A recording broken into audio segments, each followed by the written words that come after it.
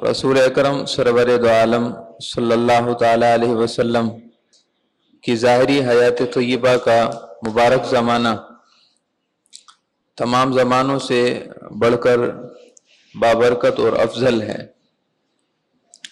हमारे प्यारे नबी सल्लल्लाहु ताला अलैहि वसल्लम जिस ज़माने मुबारक में मबूस हुए, जिस ज़माने में आपकी बेइज्जत हुई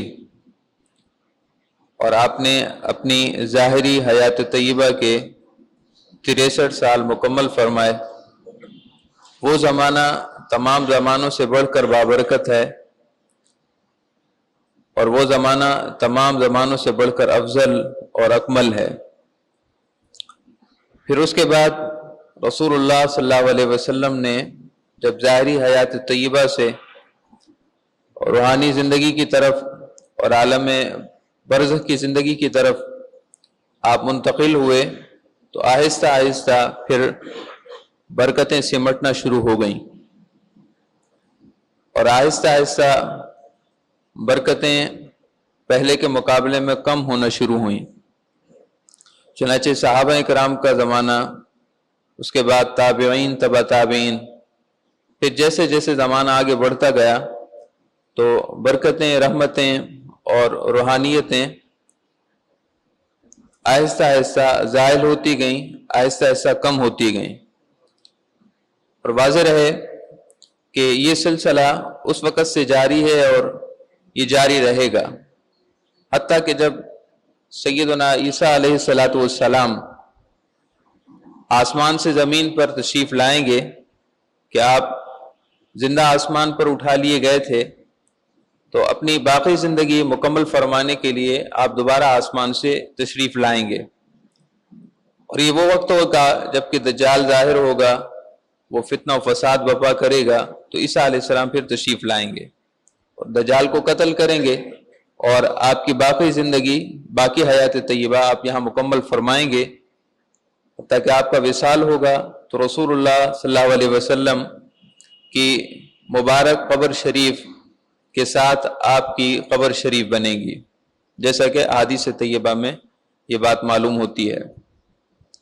तो हम अर्ज़ करना चाह रहे हैं कि रसूलुल्लाह सल्लल्लाहु अलैहि वसल्लम की हयात तय्यबा में जो बरकतें हैं, वो आपके विसाल के बाद बरकतें आहिस्ता आहिस्ता सिमटती चली जा रही हैं, आहिस्ता आहिस्ता कम हो रही हैं, हत्ता कि ईसा अलैहिस्सलातु वस्सलाम जब तशरीफ़ लाएंगे तब ये बरकतें फिर दोबारा अपने शबाब और कमाल पर होंगी। लेकिन ईसा अलैहिस्सलाम की तशरीफ़ आवरी तक ये बरकतें घटने का सिलसिला, इन रहमतों के कम होने का सिलसिला, रूहानियत का सिलसिला, ये तसलसल के साथ कम होता जाएगा। यही वजह है कि बहुत सी वो हकीकतें जो कि सहाबा कराम ताबईन को अज़बर थीं और जिन हकीकतों को वो समझते थे, जिन हकीकतों को वो जानते थे, वो आहिस्ता आहिस्ता अब उम्मत मुस्लिमा से उठ गई हैं। बहुत सी हकीकतें बहुत से लोगों को समझ नहीं आती। अब जब समझ नहीं आती तो फिर वो बसा औकात इनकार कर बैठते हैं या उस शय के वजूद को नहीं मानते, उस शय की हकीकत का इनकार कर देते हैं। हालांकि ये उनकी सोच की कमी है, ये हमारी सोच की कमी है, हमारी दानिश की कमी है और इल्म से बढ़कर अमल में कमी की वजह है। लिहाजा बहुत सी हकीकतें जिनका ताल्लुक रूहानियत से है, तरीक़त से है, तसव्वुफ से है, वो फिर समझ नहीं आती। ऐसी ही एक हकीकत जो मुसलसल उम्मत मुस्लिमा के जहनों से, हमारे जहनों से, हमारे दिलों से मिटती जा रही है और तकरीबन दम तोड़ने के बराबर है, वो ये है कि हम दुनिया की हकीकत और आखिरत की हकीकत के दरमियान फ़र्क नहीं कर पाते। हम दुनिया की हकीकत को समझ नहीं रहे, अपनी ज़िंदगी की हकीकत को समझ नहीं रहे। चुनांचे रफ्ता रफ्ता हमारी ज़िंदगी में वो काम हो रहे हैं कि सहाबा कराम जिन कामों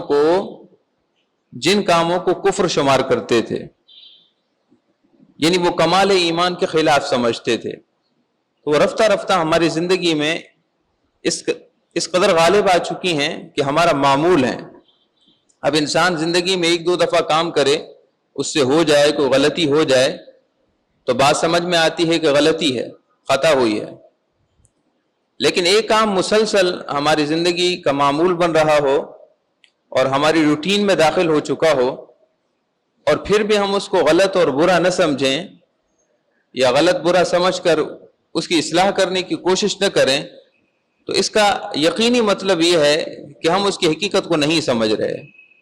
محترم سامعین کرام، دنیا کی حقیقت جو سمجھتا ہے اور آخرت اس کے مقابلے میں اس کی حقیقت کو سمجھتا ہے، وہ یقیناً آخرت کے سرمایہ جمع کرنے کے لیے، آخرت کی بہتری کے لیے دنیا کو اس طرح گزارے گا کہ آخرت میں اس کو کامیابی حاصل ہو اور کامرانی حاصل ہو۔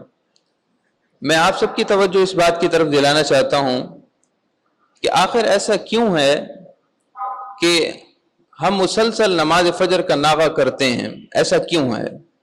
اس بات کو سمجھنے کی خاص ضرورت ہے۔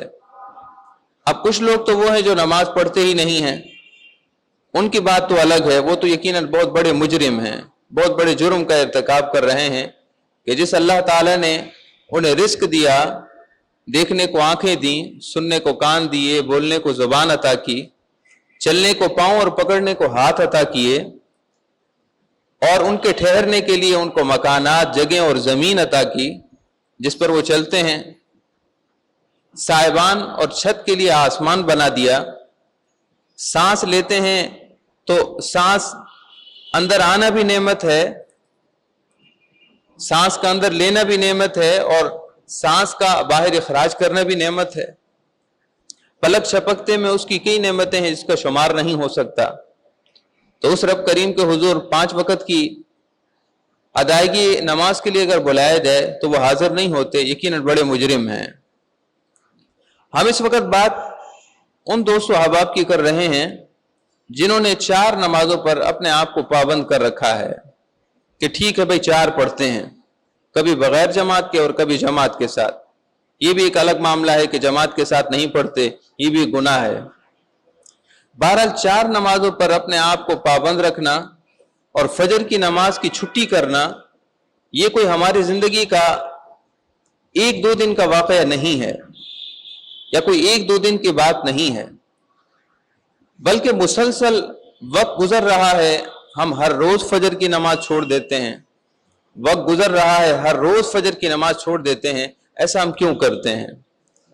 بعض ہمارے دوستوں احباب یہ سوچتے ہیں کہ ٹھیک ہے آگے چل کر پڑھ لیں گے، کچھ زندگی گزر جائے، کچھ مصروفیتیں کم ہو جائیں، کچھ یہ معاملات، رات کو جلدی سونے کا معاملہ کچھ طے ہو جائے تو پھر فجر کی نماز بھی پڑھیں گے۔ حالانکہ یہ سارے شیطان کے دھوکے اور فریب ہیں۔ اگر ہم نے نماز واقعی فجر کی پڑھنی ہوتی تو آئندہ سے شروع کرنے کے بجائے آج سے شروع کرتے، اس لیے کہ جن مصروفیتوں کو اور جن چیزوں کو ہم رکاوٹ ٹھہرا رہے ہیں وہ رکاوٹ نہیں ہے، جن چیزوں کو ہم نماز فجر کی ادائیگی کے لیے رکاوٹ سمجھ رہے ہیں وہ رکاوٹ نہیں ہے، وہ رکاوٹ نہیں ہے، رکاوٹ کچھ اور ہے جس کو ہم سمجھنا نہیں چاہتے۔ ایسے بھی تو لوگ ہیں جو فجر کو رات کو 1 بجے سوتے ہیں، 1:30 بجے سوتے ہیں، 2 بجے سوتے ہیں، کسی مجبوری کی وجہ سے یا غیر مجبوری کی وجہ سے، لیکن فجر کی نماز وہ پڑھ رہے ہیں۔ جب وہ ہماری طرح انسان ہو کر نماز فجر پڑھ سکتے ہیں تو پھر ہمارا اس بات کو درمیان میں آڑ اور رکاوٹ سمجھنا کہ میں رات کو جلدی نہیں سو پاتا، تو رات کو آپ جلدی سوئیں، آپ کو کس نے روکا ہے؟ اگر ضروری کوئی امر مجبوری ہے تو آخر جس طرح دنیا کے معاملات انسان کرنے کے لیے بھرپور کوشش کرتا ہے تو نماز فجر کی ادائیگی کے لیے 10 سے 15 منٹ نکال لینا کوئی بڑی بات نہیں ہے۔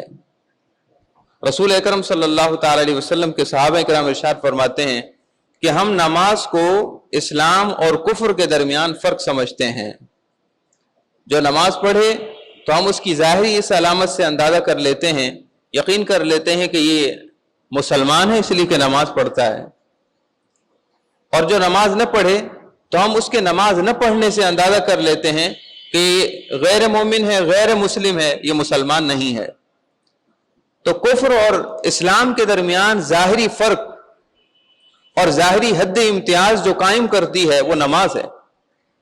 اس لیے کہ ایک مسلمان پر دن اور رات میں 5 نمازیں فرض ہیں، یقیناً وہ کبھی تو نماز پڑھتا ہوا نظر آئے، لیکن حال یہ ہے کہ ہماری راتیں لہو و لعب میں بیت جاتی ہیں، ہماری راتیں فضول کاموں میں بیت جاتی ہیں. دوستوں کے ساتھ کھڑے کھڑے ہم گھنٹے بلکہ گھنٹوں گزار دیتے ہیں، لیکن رات کو جب بستر پر لیٹتے ہیں تو یہ نہیں سوچتے کہ اپنے دوست کی خاطر میں گھنٹوں کھڑا رہا کہ اپنے رب کریم کے لیے میں 10 سے 15 منٹ نہیں نکال سکتا. فجر کی نماز نہ پڑھنے کی یہ بری عادت ایسی پڑی ہے کہ نکلنے کا نام ہی نہیں لیتی. اور کبھی اس قسم کی بات ہو تو پھر ہم ذہن میں یہ کہتے ہیں کہ دیکھ لیا جائے گا، اللہ خیر کرے گا، آنے والے معاملات بہتر ہو جائیں گے، ابھی ربیع الاول شروع ہوگا تو پھر سے شروع کر دوں گا، یا رمضان شریف شروع ہوگا تو پھر روٹین بنا لوں گا. آئندہ لمحے کی تو خبر نہیں ہے، اور ہم آئندہ رمضان یا آئندہ ربیع الاول یا آئندہ جمعہ سے اپنی نماز کے پروگرام بنانے کی کوشش کرتے ہیں. لیکن پھر معاملہ وہی ہوتا ہے، جب وہ دن آتے ہیں تو چند دن پابندی کے بعد پھر وہی پرانا معمول ہے. دین کے معاملات کو ہم اگلے دنوں پر مؤخر کرنا ہمیں اچھا لگتا ہے کہ کل کر لیں گے، پرسوں کر لیں گے، اگلے مہینے سے کر لیں گے. لیکن اس کے برعکس دنیا کا چھوٹا سا معاملہ ہو تو ہم کہتے ہیں کہ بر وقت کرو، ابھی کرو، ہاتھوں ہاتھ یہ کام ہو جائے تو ہو جائے گا. دنیا کے معاش کا ایک اصول ہے. آج کل لوگ اکثر وقت کی کمی کی وجہ سے اسی پر چلتے ہیں کہ کام ہاتھوں ہاتھ کرو، کل پر مؤخر مت کرو. ہاتھوں ہاتھ جو کام ہو جائے، بر وقت جو کام ہو جائے، جلد جو کام ہو جائے وہ کام ہو جاتا ہے. باقی کام کو مؤخر کیا جائے تو وہ کل پہ مؤخر ہوتا ہے، پھر پرسوں پہ، پھر اگلے مہینے پہ، حتیٰ کہ چھوٹا سا کام وہ مہینوں بعد جا کر ہوتا ہے.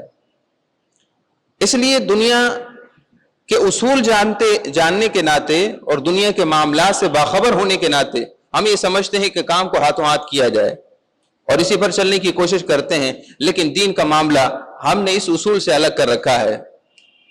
نماز پڑھ لو بھائی، فجر کی نماز کل سے شروع کر دو، جی شروع کر دوں گا. اس کو آپ ہاتھوں ہاتھ کیوں نہیں کرتے؟ کل ہی سے نماز فجر کی پابندی کیوں نہیں کرتے؟ اس لیے کہ آپ کا نماز پڑھنے کی طرف رجحان ہی نہیں ہے، آپ کو نماز کی اہمیت معلوم نہیں ہے. رسول اللہ صلی اللہ علیہ وسلم نے ارشاد فرمایا کہ جب رات کو انسان اپنے بستر پر سوتا ہے تو شیطان اس کے سر اور اس کے سر کے درمیان، اس کی گدی پر، اس کی گردن کے پیچھے 3 گرہ لگاتا ہے، اور ہر گرہ لگاتے ہوئے پھونکتا ہے، ہر گرہ لگاتے ہوئے یہ بات کہہ کر اس میں پھونک مارتا ہے کہ لمبی رات ہے اور تو سکون سے سو جا. شیطان 3 گرہ لگاتا ہے جب انسان اپنے بستر پر سوتا ہے. ہر گرہ لگاتے ہوئے وہ یہ کہہ کر اس میں پھونک مارتا ہے کہ لمبی رات ہے، سکون سے سو جا. اس طرح 3 گرہ لگاتا ہے. نبی کریم صلی اللہ علیہ وسلم نے ارشاد فرمایا کہ اگر وہ شخص رات کو سویا رہے، نماز فجر کے لیے نہ اٹھے، تو وہ صبح اس حال میں کرتا ہے کہ اس کا آنے والا دن سستی اور غفلت میں ہوتا ہے. اس کی زندگی برکت سے محروم کر دی جاتی ہے اور وہ رحمتوں سے ابتر ہوتا ہے، رحمتوں سے محروم ہوتا ہے. اس کے آنے والے دن میں برکت اٹھا لی جاتی ہے، اس لیے کہ اس نے شیطان کی گرہیں جو لگی تھی ان کو کھولا ہی نہیں ہے، وہ تو لگی رہی حتیٰ کہ وہ نماز فجر بھی نہ پڑھ سکا اور آنے والے دن کی برکتوں سے محروم ہو گیا. محترم سامعین کرام، یہ بات بھی خاص ذہن نشیں رہے کہ فجر کا وقت برکتوں کے بٹنے کا وقت ہوتا ہے، برکتوں کی تقسیم کا وقت ہوتا ہے، اور اس بات میں کوئی شک و شبہ نہیں ہے. ایک گناہگار انسان بھی ان تجربات اور مجربات سے ہو کر گزرتا ہے، خواہ وہ کیسا ہی کیوں نہ ہو، لیکن فجر کی برکتیں اس کو بھی محسوس ہوتی ہیں. نبی کریم صلی اللہ علیہ وسلم کا ارشاد گرامی ہے کہ اللہ تعالیٰ نے میری امت کے لیے صبح کے وقت میں برکتیں رکھ دی ہیں. اللہ تعالیٰ نے میری امت کے لیے صبح کے وقت میں برکتیں رکھی ہیں. تو جو شخص فجر کی نماز کے لیے نہ اٹھے، اس کا آنے والا دن بے برکت ہوتا ہے، آنے والا دن اس کا رحمتوں سے محرومی کا ہوتا ہے. دن تو گزر جاتا ہے اس کو تو گزرنا ہی تھا لیکن وہ برکتیں حاصل نہیں کر سکا، اس کے دن سے برکت اٹھا لی گئی۔ یہی وجہ ہے کہ اس کے کئی کام پینڈنگ میں ہوتے ہیں، اس کے کئی کام جمع ہو جاتے ہیں، حالانکہ وہ اس دن میں 5 کام تو کیا 15 کام کر سکتا تھا، لیکن 15 کام تو کیا ہوتے، 5 کام تو کیا ہوتے، اس کا ایک کام ہوا۔ کیوں بھائی ایسا کیوں ہوا؟ اس کے ارادے تو مکمل تھے کہ آج یہ 5 کام کرنے ہیں، لیکن اس کے 5 کام نہیں ہوئے، اس کا بمشکل ایک کام ہوا ہے۔ وہ سمجھتا ہے کہ شاید اسباب نہیں بنے، وہ سمجھتا ہے کہ شاید میں پہنچ نہیں سکا، وہ سمجھتا ہے کہ شاید ٹریفک جام ہو گیا تھا، وہ یہ سمجھتا ہے کہ شاید یہ معاملہ ہو گیا، وہ معاملہ ہو گیا۔ معاملہ وہ کچھ بھی سمجھتا رہے، اللہ نے چونکہ رحمت اٹھا لی تھی لہذا اس کے کام 5 بھی نہیں ہو سکے۔ 15 کام اس سے ہونے چاہیے تھے اور جن 5 کاموں کا ارادہ تھا وہ 5 کام بھی نہیں ہو سکے۔ وہ جو سمجھتا رہے لیکن فجر نماز نہ پڑھی اس نے تو وہ جو 3 گرہیں شیطان نے لگائی تھی اس کی نحوست کا تو اثر ہونا تھا، لہذا اس کی نحوست کا اثر یہ ہوا کہ جو کاموں کا ارادہ تھا وہ کام مکمل نہیں ہوئے۔ نبی کریم صلی اللہ علیہ وسلم نے ارشاد فرمایا کہ اللہ کے نام سے شروع کر کے اپنے کام کیا کرو، اس لیے کہ جس کام کو اللہ کے نام سے شروع کیا جائے وہ کام مکمل بھی ہوتا ہے اور بابرکت بھی ہوتا ہے، اور جس کام کو اللہ کے نام کی ابتدا سے نہ کیا جائے وہ کام اگرچہ ہو بھی جائے لیکن برکتوں سے محروم ہوتا ہے، برکت اٹھ جاتی ہے۔ تو جس شخص نے فجر کی نماز نہیں پڑھی اس کے کئی کام پینڈنگ میں ہو گئے، کئی کام جمع ہو گئے اور وہ ان کاموں کو مہینہ بھر میں بھی نہیں کر سکا۔ محترم سامعین کرام، ایسا ہوتا ہے، میرے ساتھ ہوتا ہے، آپ کے ساتھ ہوتا ہے، ہماری زندگی میں ہم کئی دفعہ دیکھتے ہیں۔ اس کے برعکس وہ شخص جو فجر کی نماز کے لیے اٹھتا ہے، حدیث پاک میں ہے کہ جب وہ اپنے بستر سے اٹھتا ہے شیطان بھرپور کوشش کرتا ہے کہ اس کو دوبارہ سلا دے۔ اس کی آنکھ کھل جاتی ہے، وہ ارادہ کرتا ہے کہ نماز پڑھوں، ارادہ کرتا ہے کہ بستر سے اٹھوں، لیکن شیطان اس کو سلا دیتا ہے۔ وہ کہتا ہے، دل میں سوچتا ہے کہ 5 سے 10 منٹ تو لگیں گے، لیکن پھر شیطان کا اکسانا اور سستی دلانا ایسا ہوتا ہے کہ وہ رات تو گھنٹے گزارتا رہا لیکن اس کو ذرا پرواہ نہ تھی، یہاں 10 منٹ کے لیے بستر سے اٹھنا اس کو گوارا نہیں ہے۔ لیکن اگر باہمت ہو، پرعزم ہو، اس کا ارادہ سچا ہو، اللہ سے مدد مانگ کر رات کو سویا ہو، اللہ تعالیٰ سے سچی توبہ کر کے سویا ہو، سچے ارادے سے نماز فجر کے اٹھنے کے ارادے کے ساتھ سویا ہو، اللہ تعالیٰ اس کی مدد فرماتا ہے۔ شیطان کے وار کمزور ہو جاتے ہیں، شیطان کا وار ضعیف ہو جاتا ہے، حتیٰ کہ وہ بستر سے اٹھ کر پانی تک پہنچ جاتا ہے۔ حدیث پاک میں ہے کہ جب وہ پانی ہاتھوں پر ڈالتا ہے تو اللہ تعالیٰ اس کی 3 گروہوں میں سے ایک گرہ کو کھول دیتا ہے۔ اب شیطان کے جو 3 گرہ تھی وہ حقیقت میں اس کے 3 غلبے تھے، اس کی 3 رسیاں تھیں جس سے اس نے جھگڑا ہوا تھا انسان کو۔ لیکن جب وہ بستر سے اٹھتا ہے، نل تک پہنچتا ہے، وضو کرنے تک پہنچتا ہے تو جیسے ہی پانی سے ہاتھ دھوتا ہے اس کی ایک گرہ کھل جاتی ہے۔ شیطان کی 3 زنجیروں میں سے ایک زنجیر کھل جاتی ہے، صرف 2 زنجیریں باقی ہوتی ہیں، حتیٰ کہ جب وہ وضو مکمل کر لیتا ہے تو وضو کی تکمیل کے ساتھ ہی دوسری گرہ بھی کھل جاتی ہے۔ نبی کریم صلی اللہ علیہ وسلم کا ارشاد گرامی ہے، جو شخص وضو کرے، وضو سے پہلے بسم اللہ الرحمن الرحیم پڑھے تو وضو کرتے ہوئے جتنے اعضاء کو وہ دھوتا ہے تو ان سے تو گناہ جھڑ ہی جاتے ہیں، لیکن بسم اللہ پڑھنے کی برکت یہ ہے کہ وہ سر سے لے کر پاؤں تک حتیٰ کہ ناخنوں میں جو گناہ ہو اللہ تعالیٰ ان کو بھی دور فرما دیتا ہے۔ یہ بسم اللہ کی برکت ہے۔ ارشاد فرمائے کہ جب وضو کر لیتا ہے شیطان کی دوسری گرہ کھل جاتی ہے، وہ پہلے سے بڑھ کر حشاش بشاش ہو جاتا ہے، تر و تازہ ہو جاتا ہے۔ وہ جو اولاً اسے بستر سے اٹھتے ہوئے سستی محسوس ہو رہی تھی اب وہ سستی ختم ہو جاتی ہے، اور جب وہ نماز کے لیے جائے نماز پر پہنچتا ہے، مسجد میں پہنچتا ہے اور جب اللہ اکبر تکبیر تحریمہ پڑھتا ہے اللہ تعالیٰ اس کی تیسری گرہ بھی کھول دیتا ہے۔ محترم سامعین کرام، یہ 3 گرہیں برکتوں کے لیے رکاوٹ تھیں، یہ 3 گرہیں برکتوں کے لیے رکاوٹ تھیں، لیکن جیسے ہی اس نے وضو کیا، وضو کے بعد نماز کے لیے کھڑا ہوا، تینوں رکاوٹیں دور ہو گئیں، برکتوں کے سارے سارے صد ختم ہو گئے، سارے بند ختم ہو گئے۔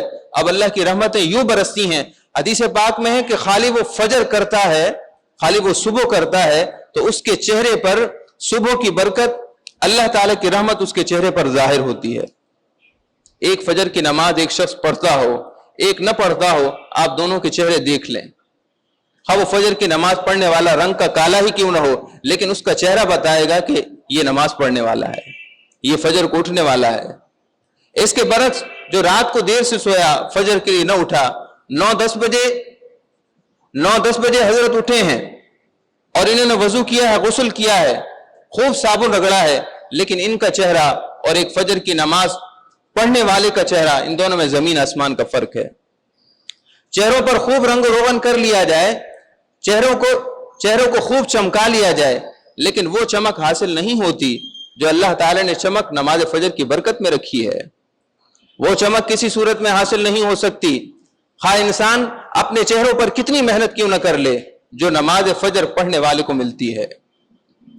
حضرت سیدنا حسن بصری رحمۃ اللہ علیہ فرماتے ہیں کہ جو رات کو اٹھتے ہیں، رات کو عبادت کرتے ہیں، تو اللہ تعالیٰ کا نور ان پر یوں برستا ہے کہ ان کے جسم میں معجزن ہو جاتا ہے، حتیٰ کہ جب فجر کے لیے اٹھتے ہیں، جب وہ صبح اٹھتے ہیں تو لوگ وہی نور ان کے چہروں پر دیکھتے ہیں۔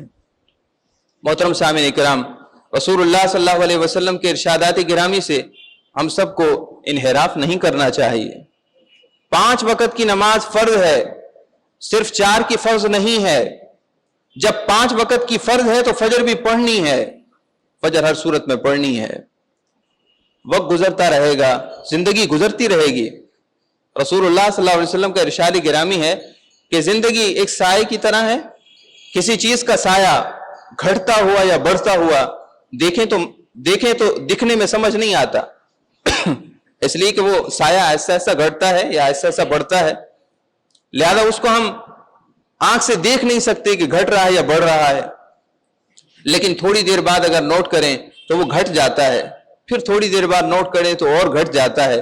ارشاد فرمائے کہ زندگی بھی ایک سائے کی طرح ہے، تمہیں محسوس نہیں ہو رہا کہ تمہارے دن گزر رہے ہیں، تمہاری رات گزر رہی ہے، لیکن حقیقت میں یہ دنوں اور راتوں کا گزرنا یقیناً ہے، اور دن اور رات جب گزر رہے ہیں تمہاری عمر گھٹ رہی ہے، تمہاری عمر زوال کی طرف جا رہی ہے، تم زندگی میں اپنے اس آخری حصے موت کی طرف بڑھ رہے ہو، لیکن تمہیں اس بات کا اندازہ نہیں ہے۔ اللہ تعالیٰ نے ارشاد فرمایا الہاکم التکاثر، تمہیں تو مال جمع کرنے کی ہوس نے ہلاک کر دیا ہے۔ الہاکم التکاثر، تمہیں مال جمع کرنے کی ہوس نے ہلاک کر دیا ہے، نیکیاں جمع کرنے کا تمہیں شوق نہیں ہے، نیکیاں جمع کرنے کا شوق نہیں ہے، تمہیں مال جمع کرنے کا بہت شوق ہے، ہوس ہے، یہ ہوس تمہاری کبھی ختم نہ ہوگی، تم بڑھتے رہو گے۔ ہوس 1 روپے سے شروع ہوئی تھی، وہ 2 پہ پہنچی، 3 پہ پہنچی، 1000 پہ پہنچی، لاکھ پہ پہنچی، گنتی تو کہیں ختم نہیں ہوتی، ہوس کبھی ختم نہیں ہوتی، ہوس بڑھتی رہی، ہوس جوان ہوتی ہے، اس کے بعد مزید جوان ہوتی ہے، ہوس کا شباب کبھی ختم نہیں ہوتا۔ حتیٰ زرتم المقابر، تمہاری ہوس کبھی ختم نہ ہوگی، حتیٰ کہ جب تم قبروں میں پہنچو گے تب تمہاری ہوس ختم ہوگی۔ لیکن اس وقت جب حقیقت سمجھ میں آئے گی تو اس وقت ہاتھ سے نکل چکا ہوگا۔ جب قبرستان میں پہنچیں گے، جب موت کا جھٹکا لگے گا، جب روح جسم سے نکلے گی حتیٰ کہ حلق تک پہنچے گی، جسم کے انگ سے روح اس طرح نکلے گی جس طرح کانٹے دار شاخ روئی میں دھسا دی جائے، حتیٰ کہ روئی کے ریشے اس کانٹے دار شاخوں کے ارد گرد لپٹ جائیں، اور پھر اس کانٹے دار شاخ کو جس طرح نکالا جائے اور جس طرح وہ روئی کی دھجیاں اور اس کے ریشے اڑاتی ہوئی نکلے گی، اس طرح جسم سے روح نکلتی ہے۔ جب وہ وقت آئے گا تب سمجھ ہوگی کہ مال تو جمع کرنے کے مقابلے میں مجھے تو نیکیاں زیادہ جمع کرنی تھی، لیکن اب کیا فائدہ۔ حتیٰ زرتم المقابر، اب تو قبروں میں پہنچ چکے ہیں۔ کلا سوف تعلمون، اے انسانوں تو تم جلد جان لو گے، بہت جلدی وہ وقت آئے گا جب تم حقیقت کو جان لو گے۔ ثم کلا سوف تعلمون، یقیناً بالیقین تمہاری کوششوں کا انجام تمہیں پتہ چلے گا۔ تم نے کھیتی میں کیا بویا تھا، تم نے نیکی کی فصل اگائی تھی یا گناہ کا بیج بویا تھا، یہ ان قریب تمہیں خبر ہو جائے گی۔ ثم کلا سوف تعلمون، یقیناً بالیقین تمہیں اپنی کوششوں کا نتیجہ پتہ چلے گا۔ تمہاری زندگی کے امتحان کا ان قریب رزلٹ اور نتیجہ آنے والا ہے. کیا تمہیں کچھ خبر بھی ہے کہ مرنے کے بعد تمہارا نتیجہ کیا برآمد ہوگا؟ آج کل ایک اسٹوڈنٹ خواہ وہ میٹرک کے امتحان دے رہا ہو یا انٹر کے امتحان دے رہا ہو، امتحان ابھی آتے نہیں ہیں اس کو فکر ہوتی ہے. کیوں بھائی؟ ابھی تو امتحان شروع بھی نہیں ہوئے، ابھی تو 3-4 ماہ ہیں. آپ نے کوچنگ بھی جوائن کر لیا ہے، آپ نے فلاں جگہ پڑھنا شروع کر دیا ہے، زندگی کے معمولات کم کر دیے ہیں، حتیٰ کہ سونا کم ہو گیا. محترم دوستو، سونا کم ہو جاتا ہے. اگر کہیں دینی تعلیم کے لیے جاتے ہیں تو اس کو خیر بات کہہ دیا جاتا ہے. کیوں جی؟ اس لیے کہ 3-4 بعد امتحان ہے، 3-4 ماہ بعد امتحان. 3-4 ماہ بعد امتحان ہے، لیکن کوشش پہلے ہے، لیکن فکر پہلے ہے. اس کو فکر 3-4 ماہ پہلے ہے، حالانکہ ابھی تو امتحان بھی نہیں ہوئے. پر اے نوجوان، حال تیرا یہ ہے کہ دنیا تو کمرہ امتحان ہے، دنیا تو کمرہ امتحان ہے. ہم تو امتحان کے کمرے میں، امتحان کے روم میں بیٹھے ہوئے ہیں، لیکن تجھے فکر نہیں ہے، لیکن تجھے اندازہ نہیں ہے. اور یہ کمرہ امتحان بھی ایسا ہے کہ جس میں دورانیہ امتحان، یعنی امتحان کا جو دورانیہ ہے، امتحان کا جو وقت ہے، وہ پتہ بھی نہیں ہے، کسی وقت بھی ختم ہو سکتا ہے. وہاں تو 3 گھنٹے ہیں، یہ جو بھی مقرر ہیں. یہاں 3 گھنٹے مقرر نہیں ہیں. یہاں ممکن ہے ایک لمحہ ملے، ممکن ہے ایک سانس ملے. کیا تم نے دیکھا نہیں ہے کہ جو بچے ہسپتالوں میں پیدا ہوتے ہیں انہیں ایک سانس بھی نصیب نہیں ہوتا؟ کچھ ایسے ہوتے ہیں جنہیں ایک دن بھی نصیب نہیں ہوتا، کچھ ایسے ہیں جن کو 1 ماہ بھی نصیب نہیں ہوتا، کچھ تو جوان بھی نہیں ہو پاتے، پہلے اس دنیا سے چل بستے ہیں. تو یہ کمرہ امتحان ہے. یہاں دورانی امتحان کا کوئی پتہ نہیں ہے، کبھی بھی موت کا گھنٹہ بج سکتا ہے، کبھی بھی موت کی گھنٹی بج سکتی ہے، اور اس کے بعد سارا معاملہ پھر نتیجے کی طرف آئے گا. اللہ تعالیٰ نے ارشاد فرمایا الہاکم التکاثر، تمہیں تو مال کی ہوس نے، مال جمع کرنے کی ہرس نے تمہیں ہلاک کر دیا ہے. ابھی بچہ بالغ نہیں ہوتا، اس کو یہ فکر ہوتی ہے کہ کاروبار کروں گا تو کیسے کروں گا، لیکن اس کو یہ فکر نہیں ہے کہ وہ اتنے عرصے سے نماز نہیں پڑھ رہا تو نماز نہ پڑھنے کا نتیجہ کتنا خطرناک ہوگا. والدین اپنے بچوں کو ایگزام سے پہلے ان کے سارے معاملات کو محدود کر دیتے ہیں. بیٹا ٹی وی نہیں دیکھو، بیٹا یہ نہیں کرو، وہ نہیں کرو، ساری احتیاطی تدابیر اپنے بچے پر صرف کر دیتے ہیں. لیکن کبھی انہوں نے سوچا ہے ان کا بچہ نماز کے لیے مسجد میں نہیں آ رہا، ان کا بیٹا نماز کے لیے مسجد میں نہیں آ رہا، فجر کے لیے اس کو اٹھا نہیں رہے، اور وہ سمجھتے ہیں کہ ہم نے دنیا میں اس کو کامیاب کرا دیا ہے. تم نے دنیا میں کامیاب کرا دیا ہوگا، لیکن آخرت کے بارے میں بھی تو فکر کرو نا. تمہیں اپنے بیٹے کی ہر منفیت، ہر فائدہ اچھا لگتا ہے، لیکن کیا اس کو آخرت میں کامیاب کرانے کا فائدہ تمہاری نظروں میں کوئی حیثیت نہیں رکھتا؟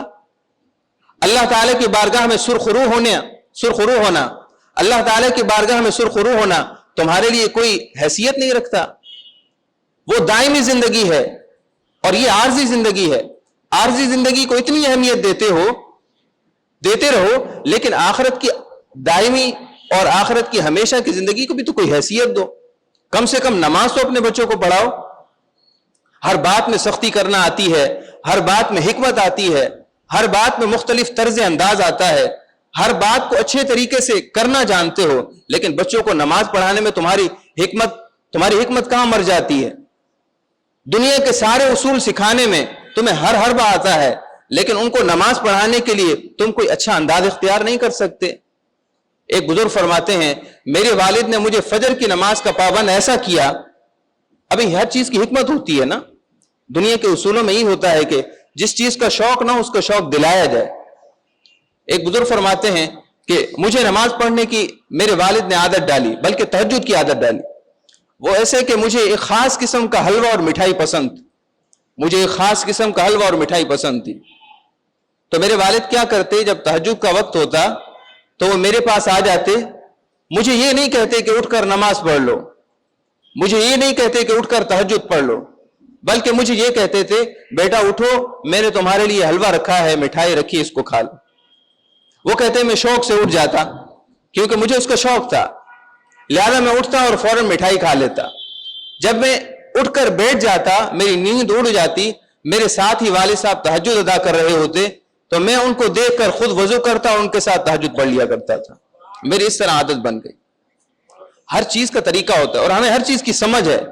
ایسا نہیں کہ ہم چھوٹے بچے ہیں ہمیں کسی چیز کی سمجھ نہیں، ہر چیز کو جانتے ہیں، ہر چیز کو کرنے کا طریقہ ہمیں آتا ہے، عقل ہے آخر، سمجھ ہے، اور ہر چیز کو مختلف انداز میں کرنے کے لیے ہم سوچ سکتے ہیں.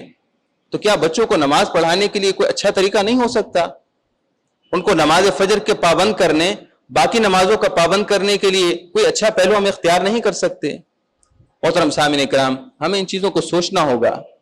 بات جوش و خروش کی نہیں ہے، بات خطاب سنانے کی نہیں ہے، بات آپ کو تقریر سنانے کی نہیں ہے، بات یہ ہے کہ بات سمجھ میں آ جائے. اگر بات سمجھ میں آ جائے تو آپ کے آنے اور ہمارے یہاں بیٹھنے کا مقصد پورا ہو. جمعہ اسی لیے ہوتا ہے، اس لیے نہیں ہوتا کہ ہم صرف 2 فرض پڑھ کر بھاگے. جمعہ اس لیے ہوتا ہے کہ بیٹھ کر بات کو سمجھا جائے، اپنے دین کو دوبارہ سے تر و تازہ کیا جائے، دین کے معاملات کو بہتر کیا جائے، جو خامیاں ہیں ان کو خامیوں کو خامی سمجھ کر ان کی اصلاح کی جائے. اللہ رب العزت مجھے اور آپ سب کو ہمیشہ دین پر قائم رہنے کی توفیق عطا فرمائے، بالخصوص 5 وقت کی نماز بما فجر ادا کرنے کی توفیق عطا فرمائے.